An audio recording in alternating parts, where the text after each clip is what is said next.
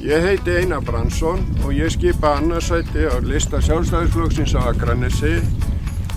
Ég hef mikla ástríðu fyrir skipulags- og framkvæmdamálum. Við í Sjálfstæðisflokknum höfum mikla reynslu á þessu sviði. Við munum bæta í viðhald gatna.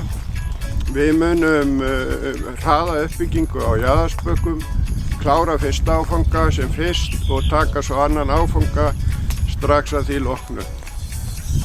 Ég óska eftir því að fá að halda áfram þessum störfum og því hvet ég þig kjósandi góður að setja X við D fyrir Akranes. Bara malbygg hér. Væri ekki bara best að malbygga?